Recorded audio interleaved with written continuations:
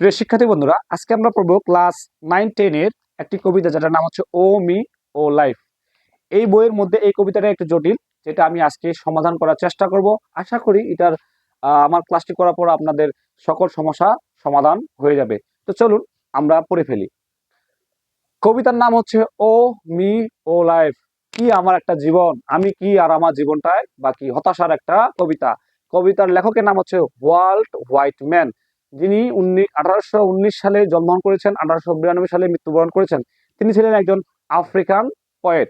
তিনি যে তার জীবনে যে হতাশাগুলো রয়েছে সে সম্পর্কে তিনি এখানে তুলে ধরেছেন, এবং কি প্রথম পার্টে তিনি সেগুলো তার সমস্যাগুলো তুলে ধরেছেন, এবং দ্বিতীয় পার্টে তিনি নিজেকে আশ্বস্ত করেছেন, আমাদেরকে বুঝিয়েছেন এবং কি সেটার উত্তর দিয়েছেন। তো চলুন আমরা প্রথম লাইন পড়ে ফেলি। আচ্ছা, প্রথম লাইন পড়ে ফেলি। বলছে, ও মি, হাই, আমি কি, ও লাইফ, কি একটা জীবন, এই জীবনটা কি হবে। শুধু প্রতিদিন বলি যে কালকে থেকে ভালো করে পড়বো, কালকে থেকে ভালো করে পড়বো, কিন্তু পড়া আর হয় না। কালকে থেকে এই কাজটা করবো, ওই কাজটা করবো, কিন্তু আমরা কি সেই কাজটা করে উঠতে পারি না, বা আমাদের ফলাফলটা ভালো হয় না। কি একটা জীবন, of the questions of this recurring, এই জিনিসগুলো, এই প্রশ্নগুলো আমাকে বারবার জিজ্ঞাসা করে যে আমি কি করলাম। গত বছর আমি ভাবছিলাম যে এটা করব, কিন্তু সেই বছরটা আমি ওভাবে হেলায় হেলায় কাটে দিছি। এই জিনিসগুলো আমাকে বারবার প্রশ্ন করে যে আমি কি করলাম, কি একটা জীবন, আমার জীবন তো কিছুই করতে পারলাম না। এই জিনিসগুলো বারবার কবিকে প্রশ্ন করে। এই রিকারিং মানে হচ্ছে পুনরায় বা বারবার, কোশ্চিন মানে কি, প্রশ্ন করে যে আমি জীবনে কি করলাম, কিছুই তো করলাম না। এটা করতে চাইলাম, কিন্তু অবশ্যই পরিশেষে দেখি যে ফলাফল শূন্য। আচ্ছা, এর মাঝে একটা কথা বলি, যারা এসএসসি 2026 ব্যাচে রয়েছেন, আপনারা বলেন তো আপনাদের প্রস্তুতি যে নিলেন এক বছরে, এখন কি মনে হচ্ছে পরিপূর্ণ প্রস্তুতি নিয়েছেন? না, মনে হয় না যে আমাকে আরো পড়লে ভালো হইতো। বা যারা পরীক্ষা দেয় তারা কিন্তু পরীক্ষার আগে রাতে ভাবে, ইস, আমি যদি ভালো করে পড়তাম তাহলে মনে হয় আজকে বেশি পড়া লাগতো না, বা পরীক্ষা ভালো কিছু করতে পারতাম। এই যে একটা হতাশা, যে আপনারা সবাই আগে পড়ছেন, অনেক পড়ছেন, কিন্তু পরীক্ষার আগেও আবার মনে হয় আমার যে আরো পড়া উচিত ছিল। এই জিনিসটা হচ্ছে হতাশা। এই জিনিসটাই বারবার কবিকে জিজ্ঞাসা করে বা প্রশ্নবিদ্ধ করে। দ্বিতীয় লাইনে দেখি, প্রথম লাইন শেষ, রিকারিং মানে কি, পুনরায় বা বারবার। আপনারা টুকে রাখবেন বা লিখে রাখবেন, পুনরায় বা বারবার। কোশ্চেন মানে কি, প্রশ্ন করে। কাকে? কবিকে। এখন দেখেন, of the endless train of the faithless. Faithless মানে কি, আশাহীন, ভাগ্যহীন, বা যাদের বিধাতার প্রতি বিশ্বাস নেই, তাকে বলা হয় কি, ফেইথলেস। তাকে বলা হয় কি, ফেইথলেস। ট্রেন মানে শিকল বা সারি, অথবা আমরা যে ট্রেন, রেল লাইন দেখি না, ট্রেন দেখি না, ট্রেন একটার পর একটা আছে অনেক দূর, ট্রেন বা সারি। আর ইনলেস মানে হচ্ছে সীমাহীন সারি। এখন কবি এখানে বলেছেন, শুধু যে আমাকে যে প্রশ্ন করে, বা মনে করেন যে আমি ভাবছিলাম যে আগামীকালকে থেকে ভালো করে পড়বো, আগামীকালকে থেকে এরকম করতে, আগামী করতে করতে কিন্তু মাস যায় যায়, বছর যায়, এভাবে চলে যায়। আচ্ছা, আপনারাও আপনাদের আশেপাশে 10-12 জনকে জিজ্ঞাসা করবেন, দেখবেন যে 10 জনের মধ্যে 8 জনেই উত্তর দিবে যে আমিও প্রতিদিন বলি যে কালকে থেকে পড়বো, কালকে থেকে পড়বো। ঠিক তেমনি কবি এখানে বলেছেন যে ফেথলেস, বিশ্বাসহীন, আশাহীন, নৈরাশ্যহীন, নৈরাশ্য নৈরাশ্য এরকম মানুষ আমার পিছে হাজার হাজার রয়েছে, আমার পিছে সারিবদ্ধ হয়েছে। শুধুমাত্র আমি হতাশায় ভুগতেছি না, আমার মতো আরো হাজার হাজার মানুষ এরকম সারিবদ্ধ হয়ে আমার পিছে রয়েছে। Of cities filled with the foolish. Foolish মানে মূর্খ বা বোকা। মূর্খ মানুষ দিয়ে সিটিজ মানে হচ্ছে শহরগুলো, বা পৃথিবীটা মূর্খ মানুষ দিয়ে ভরে গেছে। আবার এখানে কবি এটাও বুঝাতে চেয়েছেন যে আমাদের ভালো কেউ চায় না। আশেপাশে যারা আছে এই বোকা মানুষগুলো আমাদের আমাদের ভালো কেউ চায় না, তারা আমাদেরকে আরো হতাশায় ফেলে দেয়। ওই জন্য বলছে যে সিটি বা শহরগুলো বা পৃথিবীটা বোকা মানুষ দিয়ে ভরে গেছে, এবং আমার পিছে ভাগ্যহীন বা বিধাতার প্রতি বিশ্বাস নেই এরকম মানুষের হাজার হাজার ভিড় রয়েছে বা সারিবদ্ধ হয়ে রয়েছে। দ্বিতীয় লাইন চলে গেল, তৃতীয় লাইন দেখেন। তাহলে এখানে ফলিস মানে বোকা, ফিল্ড মানে পরিপূর্ণ, সিটি মানে শহর, বা কবি এখানে পৃথিবীকে বুঝিয়েছে। ফেথলেস মানে আশাহীন, ভাগ্যহীন, বা বিধাতার প্রতি যাদের ভরসা নাই, বা নিজের প্রতি যাদের আত্মবিশ্বাস নেই, এরকম মানুষ দিয়ে। ট্রেন মানে সারিবদ্ধ হওয়া, ইনলেস মানে সারি, মানে সারিটা বা লাইনটা একদম অনেক ইনলেস, মানে হাজার হাজার প্রচুর মানুষকে বুঝাইছে এখানে। তারপরে আমরা তৃতীয় লাইনে দেখি, ও অফ মাই সেলফ। এখন দেখেন, এই যে কবি যেখানে বলছে মূর্খ মানুষ দ্বারা পরিপূর্ণ হয়ে গেছে, আত্মবিশ্বাসীন মানুষ দ্বারা পূর্ণ হয়ে গেছে, বা আমার পিছে হাজার হাজার আছে, তখন কবি নিজেকে নিজেই গালিগালাজ করতেছে। কিভাবে? O of myself forever reproaching myself. এই রিপ্রোচিং মানে হচ্ছে সমালোচনা করা, বা গালি মন্দ করা, কি করা, গালি গালাজ করা, গালি গালাজ করা। ঠিক আছে, কাকে গালি গালাজ, কাকে গালি গালাজ করতেছে, মাইসেলফ, মানে এখানে কবি নিজেই নিজেকে সবসময় গালি গালাজ করে বা সমালোচনা সমালোচনা করে। কি সমালোচনা করে, এই যে এই বার্কেটের মধ্যে তিনি নিজেকেই গালি গালাজ করেছেন। কিভাবে গালি গালাজ করেছেন, for who more foolish than I, বলছে আমি যে ওদেরকে বোকা বললাম, মূর্খ বললাম, আমার চেয়ে বেশি আর কে মূর্খ আছে, আমার চেয়ে বেশি আর কে মূর্খ আছে। বলছে যে for who more foolish than I, আমার থেকে কে আর বেশি মূর্খ আছে, আমি তো বেশি মূর্খ। আমি চাই যে কালকে থেকে ভালো করে পড়বো, কিন্তু সেটা কি, সে কাজটা করি না।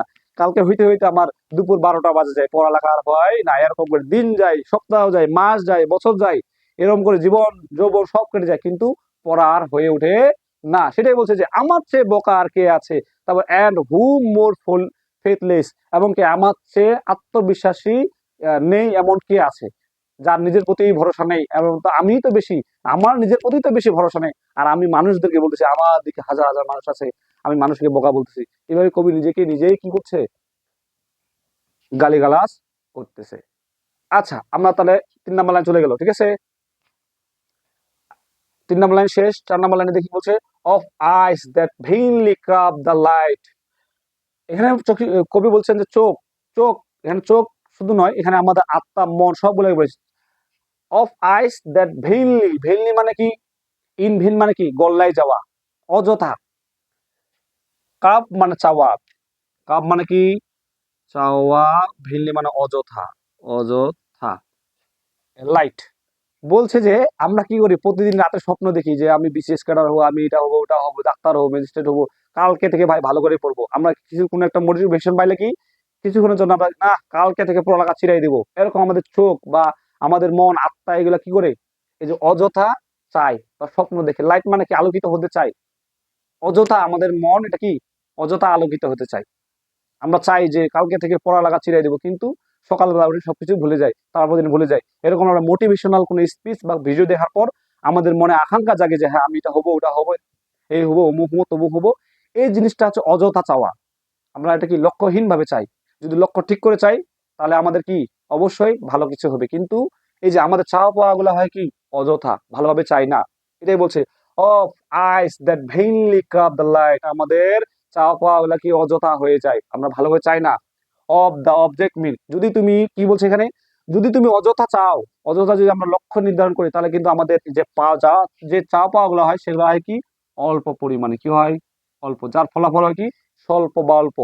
ঠিক আছে, এখানে বলছে যে আমাদের চোখগুলো যদি অযথা, বা আমাদের মন বা আত্মা যদি অল্প মানে অযথা মানে কোনো পরিকল্পনা ছাড়াই কোনো কিছু চাই, তাহলে কিন্তু ফলাফলটা কি হয়, অল্প হয় বা হয় না। এরকম of the of that object mean, mean মানে অল্প পরিমাণে, অবজেক্ট মানে সেই বিষয়বস্তুগুলো কি হয়, স্বল্প পরিসরে হয়, স্বল্প পরিমাণে হয়, যেটা আমরা পরিপূর্ণ পাই না। অফ দ্য স্ট্রাগল, স্ট্রাগল মানে সংগ্রাম, স্ট্রাগল মানে কি, সংগ্রাম। ইভার রিনিউড, রিনিউড মানে পুনরায়, পুনরারম্ভ, পুনরাময়, পুনরায় আরম্ভ। এভাবে আমাদের জীবনের সংগ্রামটা কি করি, বারবার আমরা আরম্ভ করি। আজকে নয় কালকে থেকে শুরু করবো, কালকে নয় পরশু থেকে শুরু করবো, আবার একদিন শুরু করি, আবার কিছুদিন পর ভুলে যাই। এরকম করে আমাদের জীবনের যে সংগ্রাম বার রয়েছে, সেই সংগ্রামটা বারবার চালু করি, কিন্তু আমাদের ফলাফলটা পাই না, কারণ আমরা সংগ্রামটা কি ধরে রাখি না, কিছুদিন পর আমরা কি ভুলে যাই। এটাই এখানে কবি এখানে এটাই এটুকুই বুঝিয়েছেন। তারপরে বলছে যে of the poor result of all, এই যে আমরা এদের চা পাওয়া গুলা করি, যেটা উদ্দেশ্যহীনভাবে চা পাওয়া করি, সেগুলা রেজাল্টটা কি হয়, পোর। পোর মানে কি, দরিদ্র। কিন্তু এখানে পোর মানে কি, খারাপ, অল্প পরিমাণ আমরা কি এটার ফলাফল পাই। Of the plodding and sordid crowd I see around me, এবং কি আমি আমার চারপাশে, এই প্লোডিং মানে ধীর গতি সম্পন্ন, ধীর, ধীর গতি, ঠিক আছে। আর সর্ডিড মানে নোংরা, ক্রাউড মানে ভিড়। বলছে যে এইভাবে, এই যে যেটা রেজাল্টটা হয় কি, রেজাল্টটা হয় পোর। এবং কি আমার চারপাশে আমি ধীর গতি সম্পন্ন মানুষ দেখেছি, যাদের উদ্দেশ্যহীন সর্ববিমুখ মানুষ দেখেছি, এবং কি সর্ডিড নোংরা, ক্রাউড ভিড় আমার চারপাশে পরিপূর্ণ হয়ে গেছে। আমি তো নিজেই একজন কি নোংরা, বা আমার আমার চাওয়া পাওয়া গুলো তো এরকম, কিন্তু কিন্তু শুধু আমি নয়, আমার চারপাশে যত সব মানুষ আছে আমি যে লক্ষ্য করি, তারাও কি, তারাও ধীর গতি সম্পন্ন, তারাও কি শ্রমবিমুখ, শ্রমের দিকে কেউ যায় না, সবাই অলস। এবং কি সর্ডিড নোংরা ভিড় আমার চারপাশে ছড়িয়ে ছিটিয়ে রয়েছে, সবাই কি হতাশায় ভুগতেছে। কবি এখানে এটুকু বুঝেছে, আই সি অ্যারাউন্ড মি, আমার চারপাশে এই সব কিছু নোংরা ভিড় এবং কি বিমুখে পরিপূর্ণ হয়ে গেছে। এটা আমি স্বচক্ষে বা নিজের চোখে দেখি। শুধু আমি নয়, আমার চারপাশে অনেক মানুষজন রয়েছে, আমি তুমি এবং সবাই। তারপরে লাইনে বলেছে, তারপর লাইনে দেখেন কি বলছে যে of the empty and useless year of the rest. Empty মানে শূন্য, ইউজলেস মানে অর্থহীন যে বছরগুলো, দ্য রেস্ট, রেস্ট মানে পিছনের, অতিবাহিত করা, অবশেষে। আচ্ছা আপনারা বলুন তো, আপনারা আজ থেকে যে পিছনে যে ইয়ারগুলো রয়েছে বা বছরগুলো যে অতিবাহিত করছেন, সেগুলো কি আপনার মন মতো গেছে, বা সেগুলো কি ফলাফল আপনি পেয়েছেন, বা সেগুলো যদি আপনি কি ভালো কোনো ভালো কাজ করেছেন বা ভালো করে পড়েছেন? না, এখনো মনে হচ্ছে যে আমি কিছুই করিনি। আমার বছরগুলা, গত বছরগুলো হলে এমনি গেছে, হেলায় হেলায় গেছে। ঠিক তেমনি কবি এখানে বলছেন যে দ্য রেস্ট, পিছনে যে বছরগুলো গেছে, দ্য ইয়ার্স, পিছনে যে বছরগুলো অতিবাহিত করছে, সেগুলো ছিল কি অর্থহীন বা শূন্য।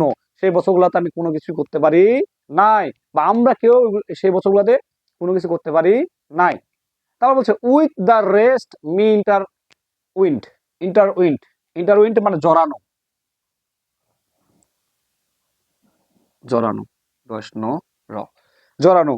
কবি বলছে যে এই যে অর্থহীন যে বছরগুলো রয়েছে, এই বছরগুলোর সাথে, এই বছরগুলোর সাথে শুধু অন্য মানুষগুলো নাই, আমি নিজেও জড়িয়ে গেছি। কবি এখানে বলছে যে উইথ দ্য রেস্ট, এই যে এই অতিবাহিত বছরগুলোর সাথে মি ইন্টারউইন্টেড, আমি নিজেও জড়িয়ে গেছি। কবি বলছে যে শুধু মানুষগুলো নয়, আমি নিজেও এই অর্থহীন এবং শূন্য বছরগুলোতে আমিও জড়িয়ে গেছি, আমিও কিছু করতে পারিনি। কি একটা জীবন, হাইরে জীবন, হাইরে আমি, সেটাই বলছে। আবার দ্য কোয়েশ্চেন, এই যে কোয়েশ্চেন গুলো, এই প্রশ্নগুলো কবিকে বারবার বলছে, কি করলাম জীবনে আমি, এই বছরগুলো শুধু হেলায় হেলায় গেল, কিছুই করতে পারলাম না, এইগুলা কবিকে বারবার প্রশ্ন করতেছে। তখন কবি বলছে ও মি, এই কি আমি কিছুই করতে পারলাম না, এই জীবনটা রেখে কি হবে, এই জীবনটা রেখে কোনো লাভ নেই। এভাবে কবি নিজে নিজেই আফসোস করতেছে। সো স্যাড, খুবই দুঃখ, কি করলাম আমি। রিকারিং, রিকারিং মানে কি বললাম, বারবার, রিকারিং মানে কি বারবার, বারবার সে জিনিসগুলা কবিকে প্রশ্নবিদ্ধ করছে যে কি করলাম আমি। তারপর তিনি বলছেন হোয়াট গুড অ্যামিড দিস, এগুলোর মধ্যে কোন জিনিসটা ভালো, কবি বারবার বলছে কি করলে ভালো হবে, কি না করলে ভালো হবে, এই জিনিসগুলো কবি নিজে নিজে আফসোস করতেছে। ইস, বছরগুলো চলে গেল, মাসগুলো চলে গেল, কিছুই করতে পারলাম না, কি করলে ভালো হবে।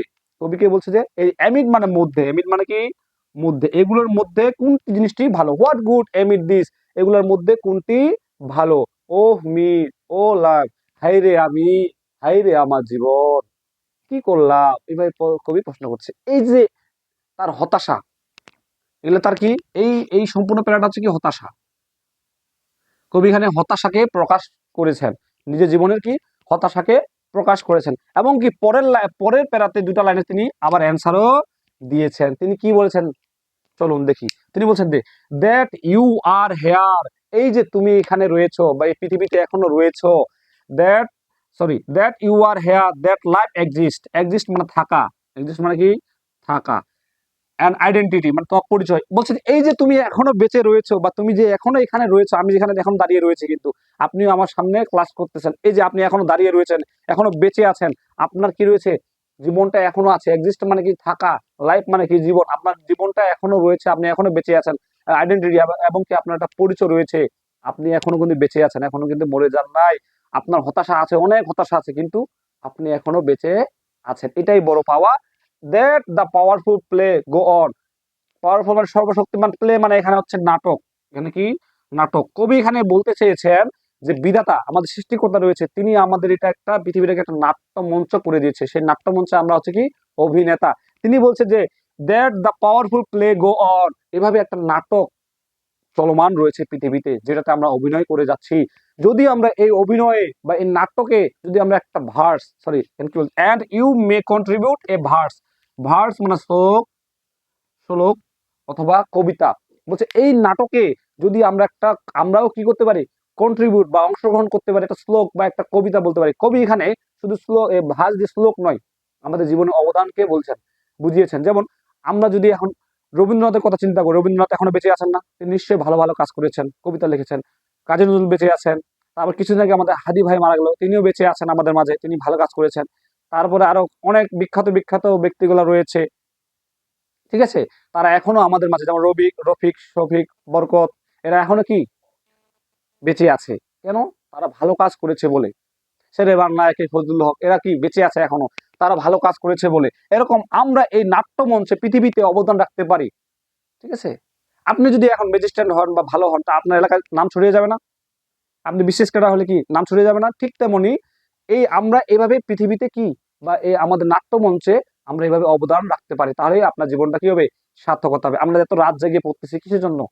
যে জীবনে একটা কিছু করব, এটা যখন পেয়ে যাবেন তখনই আপনার জীবনের সফলতা আসবে, আপনার জীবনের হতাশাগুলো কি দূর হয়ে যাবে। কবি সেটাই বলেছেন যে এত হতাশা এত দুঃখ কষ্ট তো আছেই, তার মধ্যে যে আপনি বেঁচে আছেন সেটাই হচ্ছে আপনার বড় পাওয়া। এই যে উত্তর দিয়েছে, আমাদেরকে সান্ত্বনা দিয়েছে যে দ্যাট ইউ আর হেয়ার, আপনি এখনো এখানে রয়েছেন, দ্যাট লাইফ এক্সিস্ট, জীবনটা এখনো বেঁচে রয়েছে, অ্যান্ড আইডেন্টিটি, এবং আপনার একটা পরিচয় এখনো রয়েছে, এবং that powerful play go on, এই যে একটা পৃথিবীর নাট্যমঞ্চ চলছে সেটাতে, and you may contribute a verse, এখানে আপনি একটা শ্লোক বা এখানে আপনি একটা শ্লোক বা কবিতা অবদান রাখতে পারেন, কবিতা লিখতে পারেন, অথবা আপনি দেশের জন্য কিছু করতে পারেন, জাতির জন্য কিছু করতে, মা বাবার জন্য, পরিবারের জন্য, ফ্যামিলির জন্য কিছু করতে পারেন। সেটাই কবি এখানে এই ভার্স দিয়ে বুঝিয়েছেন। এই ভার্স মানে যে শুধু শ্লোক তা কিন্তু নয়, আমরা যে কাজগুলো করি সেই সঠিক কাজটাকে কবি এখানে বুঝিয়েছেন। তো প্রিয় শিক্ষার্থী বন্ধুরা, আশা করি আমি যথাযথভাবে বোঝাতে পেরেছি।